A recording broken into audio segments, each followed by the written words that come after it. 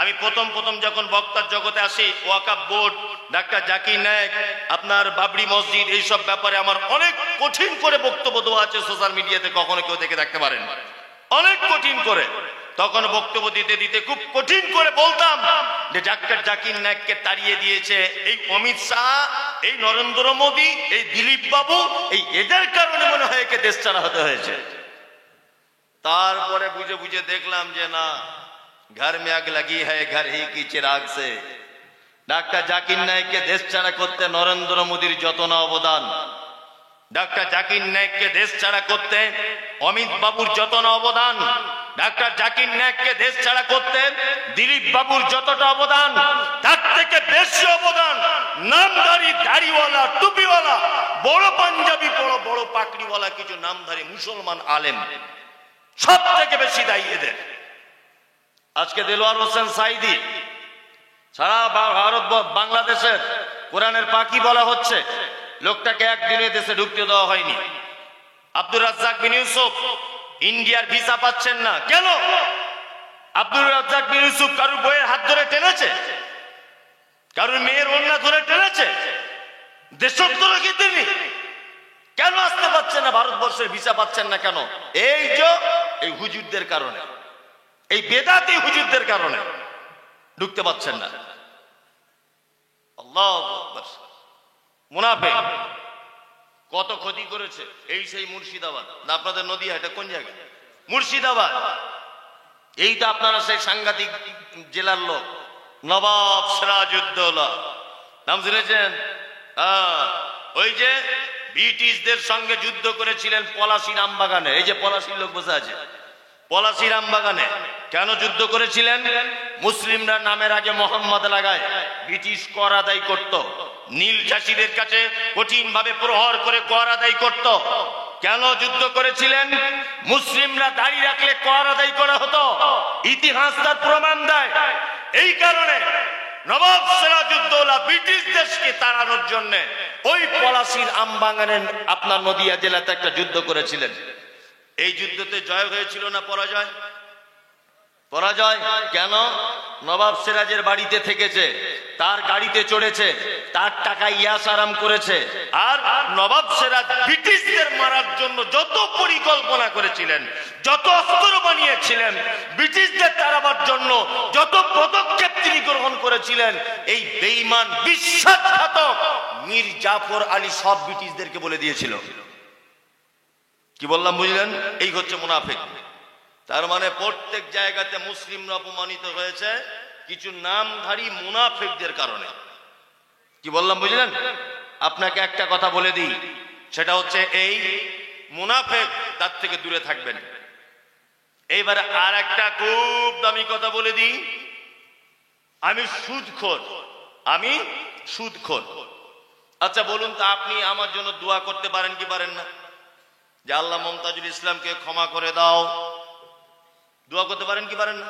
পারেন। আমি মদ পান করি, আপনি আমার জন্য দোয়া করতে পারেন কি পারেন না? পারি। কি? আল্লাহ মমতাজুল ইসলামকে ক্ষমা করে দাও, এটা পারেন। আমি ব্যভিচার করেছি, আমি জিনাখোর, আপনি আমার জন্য দোয়া করতে পারেন, আল্লাহ মমতাজুল ইসলামকে ক্ষমা করে দাও। এই দোয়া করা যাবে কি যাবে না? যাবে। আল্লাহ সুবহানাহু ওয়া তাআলা পবিত্র আল কোরআনে সূরা তাওবা আয়াত নাম্বার 80, এই আয়াতের ভিতরে বলছেন ইস্তাগফির লাহুম, আপনি ক্ষমা প্রার্থনা করেন। আওলা তাস্তাগফির লাহুম, যদি ক্ষমা প্রার্থনা নাও বা করেন, ইন তাস্তাগফির লাহুম ৭০ মাররাতান, একদিনে যদি আপনি মুনাফিকদের জন্য ৭০ বার ক্ষমা প্রার্থনা করেন। কতবার? ৭০ বার। আল্লাহ কাকে বলছেন এটা? মুহাম্মদ সাল্লাল্লাহু আলাইহি ওয়াসাল্লামকে বলছেন। কি বলছেন? ইস্তাগফির লাহুম, আপনি ক্ষমা প্রার্থনা করেন। আওলা তাস্তাগফির লাহুম, ক্ষমা প্রার্থনা নাই বা করেন, ইন তাস্তাগফির লাহুম ৭০ মাররাতান, একদিনে যদি আপনি মুনাফিকদের জন্য ৭০ বার যদি ক্ষমা প্রার্থনা করেন, আল্লাহ বলছেন ফালা ইয়াগফিরাল্লাহু লাহুম, কসচিন কালেও আমি আল্লাহ মুনাফিকদের ক্ষমা করব না। কি বলছি বুঝতে পারছেন? তার মানে মুনাফিকদের জন্য দোয়া পর্যন্ত করা যাবে না, ওদের জন্য ক্ষমা পর্যন্ত প্রার্থনা করা যাবে না।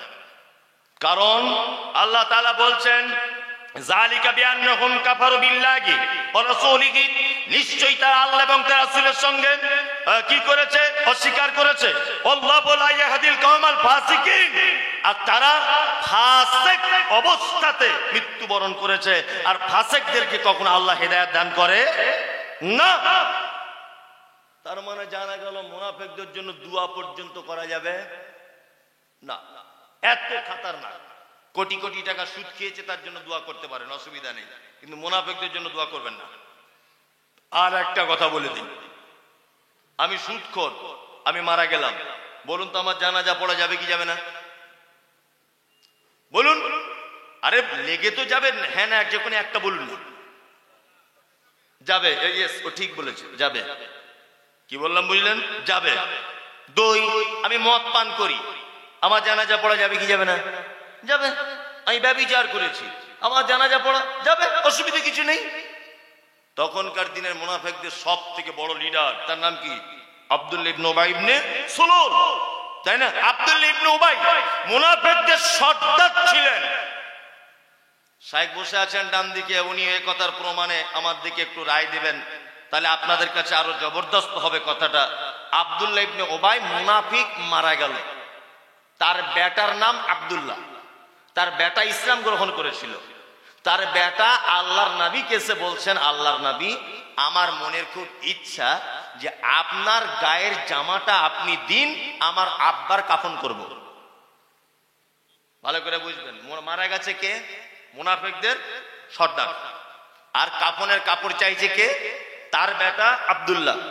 কার কাছে চাইছে?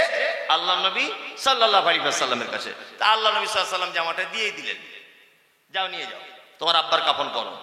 তা ও জামাটা নিয়ে যাবার পরে আবার এসেছে, এসে বলছেন, আল্লাহ রাসূল, আমি চাইছি আপনি আমার আব্বার জানাজাটা পড়ান।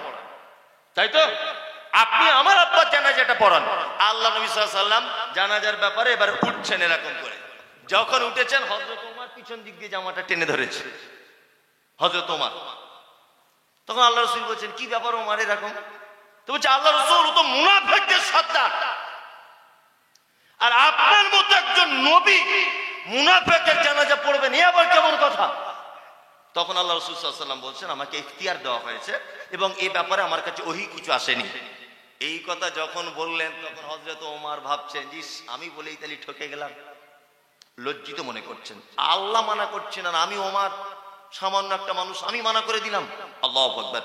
আল্লাহ নবী সাল্লাল্লাহু আলাইহি ওয়াসাল্লাম জানাজার সালাত আদায় করলেন। কার? আব্দুল্লাহ ইবনে উবাই, অর্থাৎ মুনাফিকদের সর্দারদের।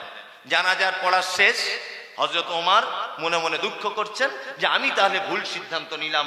জানাজা শেষ হয়ে গেল, এখনো পর্যন্ত ওহী নাযিল হলো না, কিছুই হলো না। সাথে সাথে হযরত ওমর যে পদক্ষেপ নিয়েছিলেন, ওই ব্যাপারে আল্লাহ তাআলা ওহী নাযিল করছেন, কি? ওয়ালা তুসাল্লি আলা আহাদিম মিনহুম মাতা আবাদা।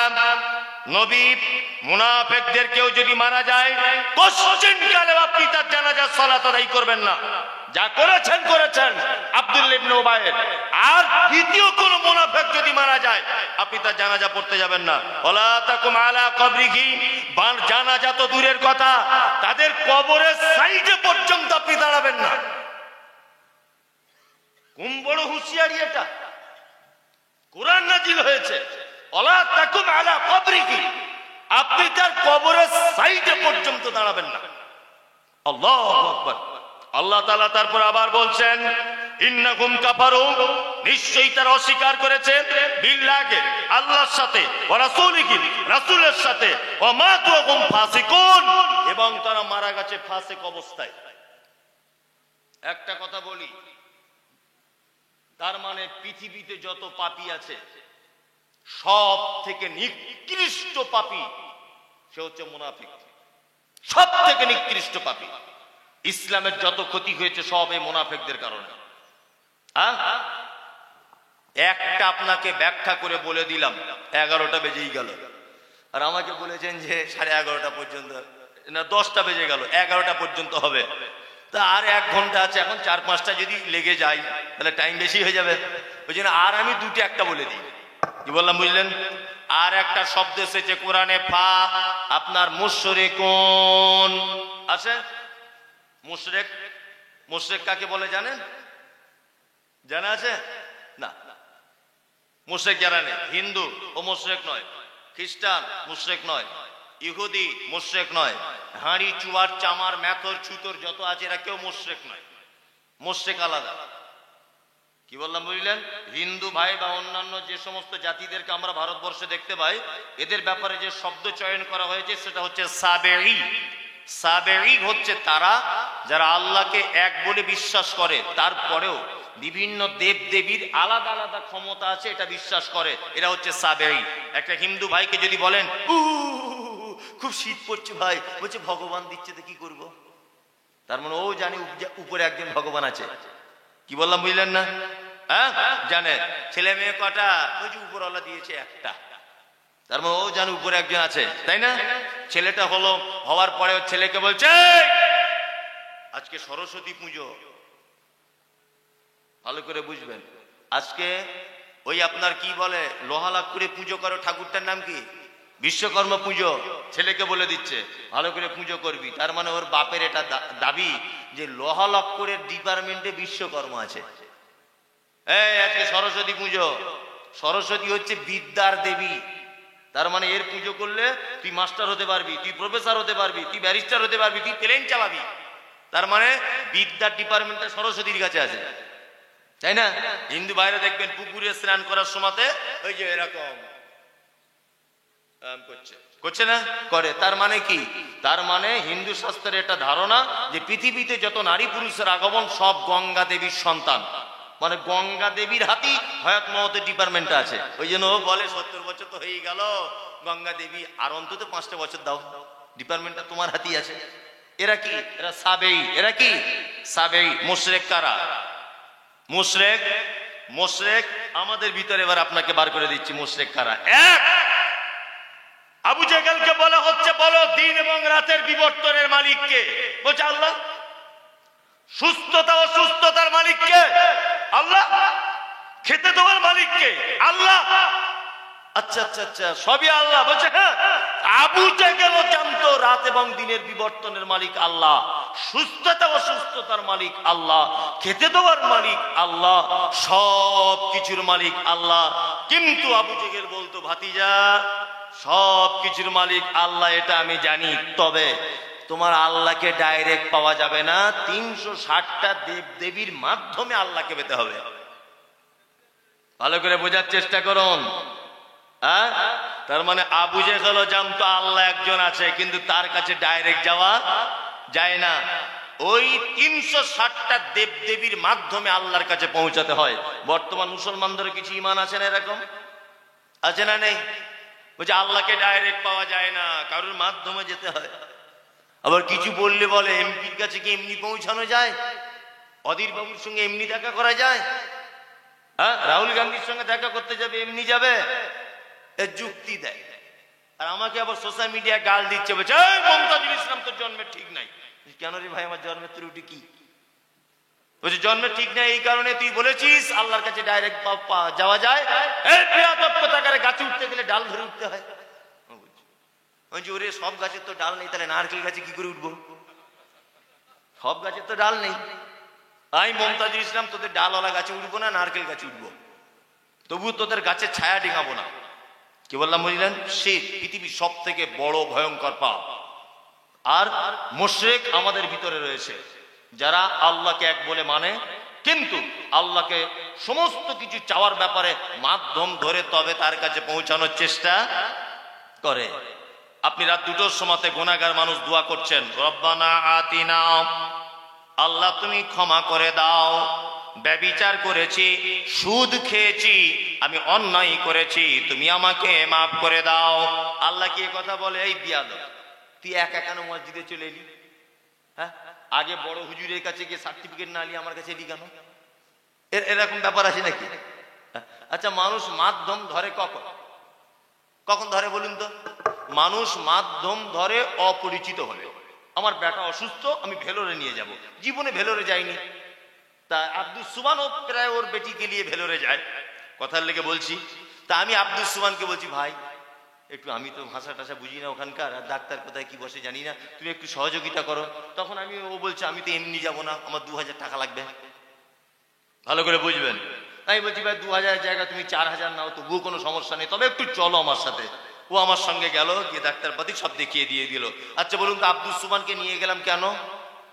আমি অপরিচিত তাই না, জানা চানা নেই এই কারণে, তাই তো? এবার বলুন আপনাদের গ্রামে আপনার নাম আব্দুল্লাহ, আব্দুল্লাহ বলে একজন কেউ আছে, এটা আল্লাহ জানে কি জানে না? জানে, জানে। তা আল্লাহর সাথে আপনার পরিচয় আছে না নেই? আচ্ছা আচ্ছা, তা আপনার সঙ্গে যখন আগে থেকে পরিচয় আছে, তাহলে মাঝখানে আমি দালাল ধরতে যাব কেন? এটা তো একটা প্রশ্ন। মাঝখানে কেন আমি কাউকে ধরতে যাব? আল্লাহু আকবার। এটা মুশরিক। কি এরা কি মুশরিক? আল্লাহ সুবহানাহু ওয়া তাআলা পবিত্র আল কোরআন এই দেখুন একই সূরার 113 নম্বর আয়াতে আবার তিনি বলছেন, কি বলছেন? আল্লাহ সুবহানাহু ওয়া তাআলা বলছেন 113 নম্বর আয়াতে, মা কানা লিন নবিয়্যি ওয়াল্লাযীনা আমানু আইয়াস্তাগফিরু লিল মুশরিকিনা ওয়ালাউ কানু উলি কুরবা মিন বাদি মা তাবায়্যানা লাহুম আন্নাহুম আসহাবুল জাহিম। মুশরিক তারা কত খতরনাক। মুশরিকদের খতরনাকের ব্যাপারে আল্লাহ তাআলা বলছেন, মা কানা লিন নবিয়্যি ওয়াল্লাযীনা আমানু আইয়াস্তাগফিরু লিল মুশরিকিন।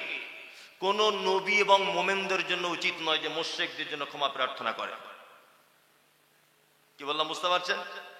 কোন মুশরিক মানুষ মারা গেলে তার জন্য ক্ষমা প্রার্থনা করা কি যাবে না? এইখানে ওইখানে গিয়ে কপাল দিয়ে সেজদা দিয়ে দিচ্ছে, আছেন এরকম লোক?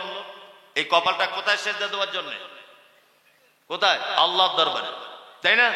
এইটা জায়গা যদি মসজিদ ছাড়া অন্য কোন জায়গায় কোনো কিছু পাবেন, কোনো কিছু আশা করে যদি সেজদা যদি আপনি দেন, আপনি মুশরিক অবশ্যই। আর আপনারই ব্যাপারে কোরআন অবতীর্ণ হয়েছে যে কোন মুমিন এবং ইমানদার এবং নবীদের পক্ষে এটা উচিত নয় যে মুশরিকদের জন্য ক্ষমা প্রার্থনা করবে। চলুন এবার আপনাকে আর একটা কথা বলে দিই। এখানে আল্লাহ একটা শব্দ ব্যবহার করছেন, কি? ওয়ালাউ কানু উলি কুরবা। সেই মুশরিক যদি তোমার নিকট আত্মীয় হয় তবুও। কি বললাম বুঝলেন? ওই জন্য বলেছি আপনার আদরের বেটি, বেটি আদরের নয়, বেটি আদরের না, সবারই আদরের, তাই না? তা আপনার বেটির জামাই খুঁজছেন, তা ওই যে ছেলে কি করে, ওই যে হাই স্কুলের মাস্টার লাভ মেরে উঠেছে, যত টাকা লাগে লাগবে আমি দিয়ে দেবো। তারপরে জিজ্ঞেস করছে ওরা কেমন মুসলমান? বলছে ওরা তো এখানে ওখানে গিয়ে সেজদা করে, ডিগবাজি মারে, সবকিছু করে। বলছে কোনো ব্যাপার নাই, তবুও দিয়ে দেবো। ভালো করে বুঝবেন, অথচ আল্লাহর ভাষা ওয়ালাউ কানু উলি কুরবা, যদি তোমার নিকট আত্মীয় সম্পর্ক হয় মুশরিকরা, তবুও তার জন্য ক্ষমা প্রার্থনা করা যাবে না। তা আপনার মেয়েকে আপনি এরকম একটা ছেলে হাতে তুলে দিলেন যে মুশরিকদের সিরিয়ালে পড়ে আছে। আল্লাহু আকবার। আল্লাহ সুবহানাহু ওয়া তাআলা তারপরে আবার বলছেন, আল্লাহ সুবহানাহু ওয়া তাআলা বলছেন যে আন্নাকুম আসহাবুল জাহিম, নিশ্চয়ই মুশরিকদের থাকার জায়গা কোথায়? জাহিম নামক জাহান্নাম, চিরস্থায়ী তারা থাকবে। এইবার আপনাদেরকে আর একটা কথা বলে দিই। ছোটবেলা থেকে আমরা একটা কথা শুনেছি, কি কথা? বলছে লা ইলাহা ইল্লাল্লাহ মুহাম্মাদুর রাসূলুল্লাহ। এইটা যদি কোনো মানুষ বলে আর সে যদি জাহান্নামেও যায়, তাহলে কোনো না কোনো একদিন জাহান্নাম থেকে আল্লাহ পরিত্রাণ দিবে। এ বক্তব্য শোনেননি? এটা অরিজিনাল, এটা অরিজিনাল। শুনুন একটা কথা বলি, খুব আপনাদের বাচ্চা ছেলের মতো না বোঝালে মাথায় ঢুকবে না। আসলে সবসময় অন্য কিছু ঢোকে তো, কোরআন ভালো জিনিস নাও ঢুকতে পারে, ওই জন্য একটু বাচ্চাদের মতো বোঝানোর চেষ্টা করছি। এই দেখুন, কিয়ামতের দিন মানুষ তিনটে দলে বিভক্ত হবে। কটা? তিন। আসহাবুল ইয়ামিন, ডান হাত আল্লাহর ডান দিকে থাকবে। আসহাবুস শিমাল, আল্লাহ সুবহানাহু ওয়া তাআলার বাম দিকে থাকবে। ওয়াসাবিকুন আস-সাবিকুন, আল্লাহ তাআলার সামনে একটা দল থাকবে। এর ভিতরে দুটো দল জান্নাতে চলে যাবে। কটা দল? দুটো। ওয়াসাবিকুন আস-সাবিকুন, যারা আল্লাহর সামনে থাকবে তারা জান্নাতে যাবে, আল্লাহর ডান দিকে যারা থাকবে তারা জান্নাতে যাবে, আর যারা আল্লাহর বাম দিকে থাকবে ওরা জাহান্নামে যাবে। এই জাহান্নামে যাবে এবং জাহান্নাম থেকে মুক্তি পাবে তারাও এক শ্রেণীর মুমিন, ঈমানওয়ালা। ঈমানওয়ালা যদি বলছেন ঈমানওয়ালারাও তাহলে জাহান্নামে যাবে, হ্যাঁ ঈমান ছিল কিন্তু কাবিরা গুনাতে লিপ্ত ছিল, এই কারণে লোকটা জাহান্নামে যাবে। আর ওর লা ইলাহা ইল্লাল্লাহ মুহাম্মাদুর রাসূলুল্লাহ এইটা ছিল বলে কোনো না কোনো একদিন আল্লাহ ওকে পরিত্রাণ দিয়ে দিবে, কোথায়? জান্নাতে। পৃথিবীতে একটা মাত্র পাপী আছে, তাকে কোশ্চিন কালো জাহান্নাম থেকে বার করা হবে না। এক নম্বরের পাপী হচ্ছে সেই যে আল্লাহর সঙ্গে শিরিক করা অবস্থায় মারা গেছে। কি বললাম বুঝতে পারছেন? হ্যাঁ, শিরিক তাহলে পৃথিবীর সব থেকে কি মারাত্মক ভয়ঙ্কর একটি পাপ। শিরিকের বাংলা অর্থ আল্লাহর যে ক্ষমতা আছে পৃথিবীর অন্য কারো এই ক্ষমতা আছে এটা মনে করা কি শিরক। আল্লাহর যে ক্ষমতা আছে পৃথিবীর অন্য কারো এই ক্ষমতা আছে এটা মনে করা শিরক। রুজি মালিককে, হায়াত মাওয়াতের মালিক আল্লাহ, সুস্থতা অসুস্থতার আল্লাহ। চারটে আংটি পড়ে আছে হাতে, চারটে পাথর, বলছে এটা ঘন ঘন পেচ্ছাপ হয়, এটা আমার বউ ভালোবাসে না তাই, আর এটা ব্যবসায় উন্নতি হওয়ার জন্য, আর এইটা বলছি এটা আর কি বলবো, এটা ঘোড়ার ডিম এমনিতেই পড়েছি। ভালো করে বুঝবেন, চারটে হাতে চারটে আংটি, এটা ঘন ঘন পেচ্ছাপের, রাতে চমকে ওঠে, বউ ভালোবাসে না, এইসব কারণে চারটে আংটি পরে বসে আছে। আর এই আংটির পাথর কলকাতায় বিক্রি হয় বড় বাজারে 40-50 টাকা কেজি। আমি বলে দিচ্ছি ঠিকানা, আপনি যদি যান তাহলে কিনে আনবেন প্রয়োজন যদি হয়। না খোদা মসজিদের মেন গেটে ঢোকার সময়তে দুই দিকে শুধু দেখবেন তাবিজের দোকান, তাই না? গেছেন কলকাতায়? শুধু তাবিজ, শুধু তাবিজ। ওই কি করে বউ ছাড়ান বাড়ান হয়, কি করে বউ জোড়া লাগা যায়, পরের মেয়ে কি করে আপন করা যায়, এই সব আর কি 2 নম্বরই চিজ ওখানে বিক্রি হয়। কি বললাম বুঝলেন তো? আর ওই পাথর কেজি দরে কিনে আনে, আর এখানে এসে বলে সাংঘাতিক ব্যাপার, এমন বুকে মারছে আর ভাঙা মাইক নিয়ে মানে এমন করে বলছে, স্কুল মাস্টার দেখছি ওর বইয়ের ছেলে হয় না বলে ওটা 700 টাকা দিয়ে কিনে নিয়েছে। মানে আমি তো ওই জন্য মনে মনে ভাবি যে যত গোবর গরুর পেটে দিলে আল্লাহ, কিছু মানুষের মাথা এক সাইডে দিতে পারতে। আল্লাহ, পাথর কিনে আনছে, তোমার পাথরে পেচ্ছাপ বন্ধ করতে পারে? এই তোমার পাথরে তোমার বইয়ের ছেলে করতে পারবে? পাথরে তোমার সুস্থ করতে পারবে? পারবে না। হযরত ওমরের নাম শুনেছেন? ওমর দামি লোক না? হযরত ওমর, হযরত ওমর পৃথিবীতে একটা পাথর এসেছে, তার নাম হাজরে আসওয়াদ, জান্নাত থেকে এসেছে, ডাইরেক্ট জান্নাত থেকে। আল্লাহ রাসূল বলছেন যে হাজরে আসওয়াদ যখন জান্নাত থেকে আসে তখন দুধের থেকে বেশি সাদা ছিল। আর আদম সন্তান তার পাপ দিয়ে চুম্বন করে করে চুম্বন করে করে তাকে কালো আলকাতরার মতো করে দিয়েছে। আমি নিজে চুম্বন করে এসেছি আজ 2.5 মাস আগে, সোশ্যাল মিডিয়াতে আপনারা হয়তো দেখেছেন। যাই হোক, তা হযরত ওমর ওই পাথরের দিকে তাকিয়ে আঙুল বাড়িয়ে দিয়ে বলছে, পাথর তোমাকে জান্নাত থেকে পাঠানো হয়েছে, তুমি জান্নাত থেকে এসেছো, তবে শোনো, তুমি পাথর একটা জড় পদার্থ, তুমি মানুষের উপকার ক্ষতি কিছু করতে পারো না। কোশ্চিন কালো আমি তোমাকে চুম্বন করতাম না, শুধু আল্লাহর নবী চুম্বন করেছিলেন তাই করছি। তার মানে জান্নাতের পাথর মানুষের কোনো উপকার করে না। তোমার অষ্টধাতু আংটিতে তোমার বইয়ের ছেলে করে দিবে? শালা খ্যাপা কোথাকারে। 2024 সালে এত গোপাল ভাঁড় থাকে? ছি ছি ছি ছি ছি। তাবিজ দিচ্ছে, বলছে এটা কিসের হুজুর? বলছে দোকানে বেচা কেনা বেশি হবে। তা হুজুর কত দিব? বলছে 30 টাকা দেয়। ভালো করে, আচ্ছা বেচা কেনা বেশি হওয়া মানে কি? আমি কোটিপতি হয়ে যাব, আমি ধনী হয়ে যাব, তাই না? তাই তো? আচ্ছা, তা আমাকে তাবিজ বেচেছে কত টাকায়? 30 টাকা। তাই বলছি এই তাবিজে যদি এত পাওয়ার, এর কারণে আমি যদি ধনী হয়ে যাই, তা তুই কেন হারাম করে 30 টাকায় বেচলি? হ্যাঁ, তুই তোর বাড়িতে টাঙিয়ে রাখ। কি বলছি বুঝতে পারছেন না? তুই ধনী হবি, তুই কেন বিক্রি করতে গেলি? আমি একটা কথা বলি, মাদ্রাসায় যখন পড়তাম এলেম বাজারে বীরভূমে, তা শিয়ালদা স্টেশনে একদিন দাঁড়িয়ে আছি, একটা লোক দেখি টিয়া পাখি নিয়ে বসে আছে খাঁচার ভিতরে, কলকাতা শিয়ালদা স্টেশনে। তা আমি গিয়ে বলছি কি ব্যাপার, টিয়া পাখির কারবার? বলছে হাত দেখে বলে দিবে তোমার কি হচ্ছে। আর তখন আমার মানে আরো ইয়াং আমি তখন বুঝতে পারছেন একটু মানে মাদ্রাসা ছাত্র হিসাবে যেটা হয় বদমাইশি, সেটা আর কি চলছে। তা আমি হাত দেখিয়ে বলছি বলো তো আমারটা কি করছে একটু দেখো তো। তা বলছে সাংঘাতিক ব্যাপার। কি ব্যাপার? তো বলছে এমন তাবিজ করে দেবো জানলা ভেঙে তোমার বাড়ি চলে আসবে।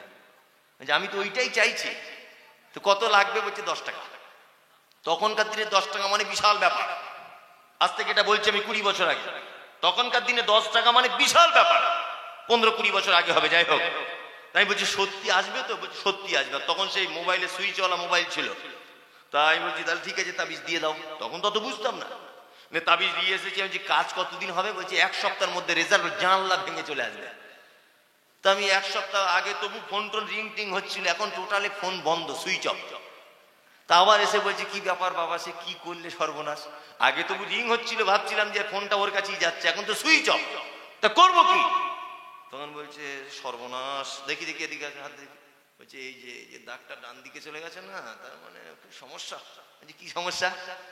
বলছে আমি 10 টাকার তাবিজ দিয়ে ওকে জানলা ভেঙে আনার চেষ্টা করছি, আর ওর মা 50 টাকার তাবিজ দিয়ে ওকে আটকে রাখার চেষ্টা করছে।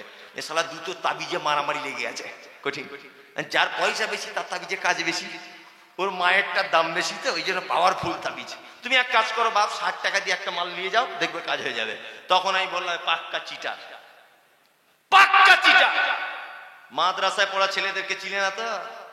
হ্যাঁ, ওরা যে রাস্তা দিয়ে চলে, তো ইবলিশ শয়তান যদি দেখে মাদ্রাসার তালিম ইলম আসছে, তো 5 কিলোমিটার দূরে ওই দিক ঘুরে যাবে।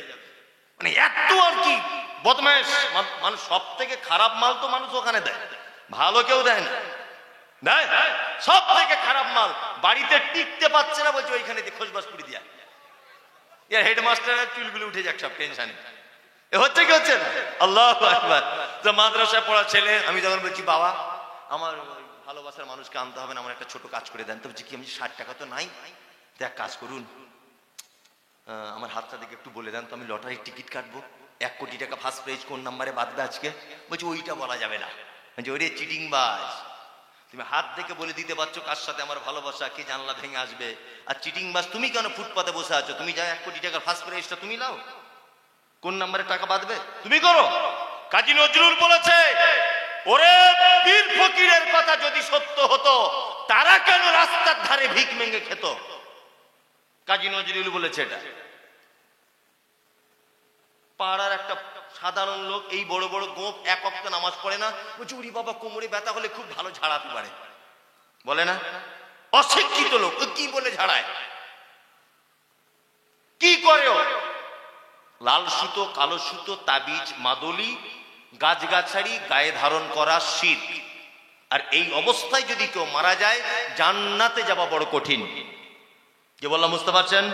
খুব কঠিন। বুঝে তাবিজ তো কোরআনের আয়াত। হুজুর এটা যদি হাতে রাখা যায় ক্ষতি কি? আমি বলছি ওরে বোকা, আপেল খেলে শরীরে রক্ত হয়, ভিটামিন হয়। আপেল গলায় বেঁধে ঘুরলে কাজ হয় না। কাজ হবে? আমার জ্বর, প্যারাসিটামল দিয়েছে ডাক্তার, যদি বগলে নিয়ে ঘুরি জ্বর সারবে? খেতে হবে। তা আল্লাহ বলছেন নুনাজ্জিলু মিনাল কুরআন মা হুয়া শিফা, নিশ্চয় আমি কোরআন অবতীর্ণ করেছি, এর ভিতরে মোমেনদের জন্য রয়েছে আরোগ্য, কল্যাণ। মোমেনদের এতে চিকিৎসা হবে। কিসের মাধ্যমে? তেলাওয়াতের মাধ্যমে। কি বললাম বুঝলেন? তেলাওয়াত করার মাধ্যমে, এটা পড়ার মাধ্যমে। এর ভিতরে যত কল্যাণ, যত রকমের আল্লাহর দয়া রহমত আপনি চাইছেন, কোরআন তেলাওয়াতের মাধ্যমে। এই দেখুন, আপনাকে একটা পদ্ধতি শেখায়, বাস্তব না অবাস্তব আপনি নিজে বলবেন। আচ্ছা, ঘুমোতে যাবার সুন্নত কেমন করে আপনারা জানেন? 1, ঈশান নামাজ পড়ে ঘুমিয়ে যেতে হবে, তাই তো? ঘুমাবেন কেমন করে? ডান দিকে করট করে ঘুমাবেন। ঘুমের ঘরে আপনি ডিগবাজি মারুন, ওতে সমস্যা নেই। তবে সময় যখন শুবেন, ডান দিকে করট করে। কি বলে শোবেন? আল্লাহুম্মা বিইসমিকা আমুতু ওয়া আহইয়া বলতে হবে না? বলবেন। চলুন, আলো যদি জ্বলে থাকে বন্ধ করে দিবেন, এটা হাদিসের নিয়ম বলছি। কি বললাম বুঝলেন? আপনার ঘুম অবস্থাতে রাতে যদি কিছু খারাপ স্বপ্ন যদি আপনি দেখেন, বাম দিকে ঘুম ভেঙে গেলি বাম দিকে 3 বার থু থু থু হয়ে গেল। আর আরো যদি ঘুম জেগেই আপনি থাকেন, তাহলে সঙ্গে সঙ্গে বলে দিবেন আউযু বিল্লাহি মিনাশ শাইতানির রাজিম। পদ্ধতি বলছি। ফজর আজান দিল মুয়াজ্জিন, as-সালাতু খায়রুম মিনান নাওম। ঘুম ভেঙে গেল আপনার, চট জলদি উঠে পড়লেন। উঠে কি দোয়া বলবেন? আলহামদুলিল্লাহিল্লাযী আহইয়ানা বাদামা আমাতিনা ওয়া ইলাইহিন নুশুর। দোয়া বলবেন, আর বলার পরে হাত দুটোকে কবজি পর্যন্ত ধৌত করবেন কোনো কিছু খাওয়ার আগে, কারণ আপনি নিজেও জানেন না যে হাত কোথায় রাতের বেলা ঢুকে চুলকে দিয়েছে, তো আপনার জানা নেই, হতে পারে অনেক জীবাণু লেগে থাকতে পারে। ওই জন্য আল্লাহ রাসূলের হাদিস যে তোমার হাতটা তুমি কবজি পর্যন্ত ধৌত করে নাও, তাই তো?